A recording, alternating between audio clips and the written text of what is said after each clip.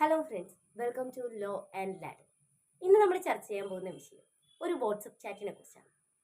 WhatsApp chat കോടതിയിൽ evidence ആകുമോ എന്ന സംശയം ഒരുപാട് ആളുകൾ ചോദിച്ചിട്ടുണ്ട്. അതിനുള്ള മറുപടി ആവട്ടെ ഇന്നത്തെ വീഡിയോ. നമ്മളിൽ പലർക്കും ഉണ്ടാവുന്ന സംശയമായിരിക്കാം, ഒരുപക്ഷെ നമ്മൾ അയക്കുന്ന വാട്സപ്പ് ചാറ്റ് അല്ലെങ്കിൽ നമുക്ക് കിട്ടുന്ന വാട്സപ്പ് ചാറ്റ് അത് കോടതിയിൽ തെളിവായിട്ട് ഉപയോഗിക്കാൻ പറ്റുമോ എന്ന്. പലപ്പോഴും നമ്മളിൽ പലരും പറയാറുണ്ട്, എൻ്റെ കയ്യിൽ നീ അയച്ച വാട്സപ്പ് ചാറ്റിന്റെ സ്ക്രീൻഷോട്ട് ഉണ്ട്, അല്ലെങ്കിൽ നീ അയച്ച വോയിസ് മെസ്സേജ് ഉണ്ട്, ഞാൻ ഇത് കോടതിയിൽ തെളിയിക്കും, എന്നിട്ട് നിനക്ക് ശിക്ഷ മേടിച്ചു തരുമെന്ന്. പലപ്പോഴും നമ്മളിൽ പലരും പറഞ്ഞിട്ടുള്ള കാര്യം തന്നെയാണ്. ഇതിലെ യാഥാർത്ഥ്യത എന്താണ്? ശരിക്കും വാട്സപ്പ് ചാറ്റ് എന്ന് പറയുന്നത് കോടതിയിൽ സാക്ഷി ഹാജരാക്കാൻ പറ്റിയ എവിഡൻസ് ആണോ? Indian evidence act section 65B പ്രകാരം വാട്സപ്പ് ചാറ്റ്, വോയിസ് നോട്ട്, അതുപോലെ തന്നെയുള്ള ഡിജിറ്റൽ രേഖകളെല്ലാം ഒരു ഇലക്ട്രോണിക് എവിഡൻസ് ആണ് കോടതിക്ക് മുന്നിൽ.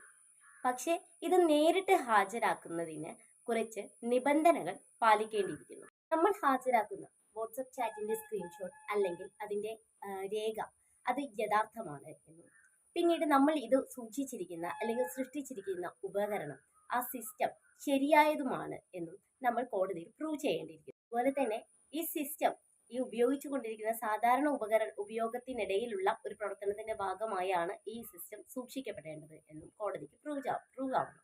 എവിഡൻസ് ആക്ട് സെക്ഷൻ 65B പ്രകാരം ഇത്തരം ഡിജിറ്റൽ എവിഡൻസുകൾ ഹാജരാക്കുമ്പോൾ അതിനൊരു സർട്ടിഫിക്കറ്റ് ആവശ്യമുണ്ട്.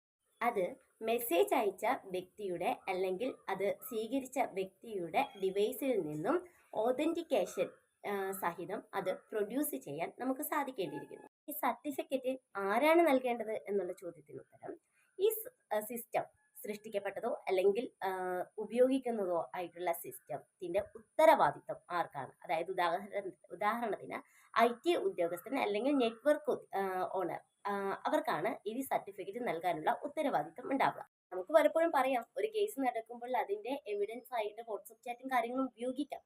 പക്ഷെ വെറുതെ അങ്ങ് അതിൽ കോടതിയിൽ പ്രൊഡ്യൂസ് ചെയ്തിട്ട് കാര്യമില്ല, അതിന്റെ സർട്ടിഫിക്കറ്റ് വഴി അത് തെളിയിക്കണം. അതിനാണ് Indian evidence act section 65B പ്രകാരമുള്ള സർട്ടിഫിക്കറ്റ് കോടതിയിൽ പ്രൊഡ്യൂസ് ചെയ്തുകൊണ്ട് ആ കേസ് തെളിയിക്കുന്നതിന് ആവശ്യമായിട്ടുള്ള ഈ എവിഡൻസ് ഹാജരാക്കാൻ സാധിക്കുകയുള്ളൂ. അതുകൊണ്ട് തന്നെ എല്ലായ്പ്പോഴും ഈ വാട്സപ്പ് ചാറ്റും അതുപോലെ തന്നെ വോയിസ് നോട്ടും ഒന്നും തന്നെ തെളിവായിട്ട് കോടതി സ്വീകരിക്കില്ല. അതിനെക്കുറിച്ച് മാനദണ്ഡങ്ങളുണ്ട്. അപ്പൊ ഇത്തരത്തിലുള്ള നിയമപരമായിട്ടുള്ള വിവരങ്ങൾ നിങ്ങൾക്ക് ലഭിക്കണമെങ്കിൽ ഈ വീഡിയോ ലൈക്ക് ചെയ്യുക, ഈ ചാനൽ സബ്സ്ക്രൈബ് ചെയ്യുക, നിങ്ങളുടെ അഭിപ്രായങ്ങളും നിർദ്ദേശങ്ങളും കമന്റുകളായി രേഖപ്പെടുത്തുക.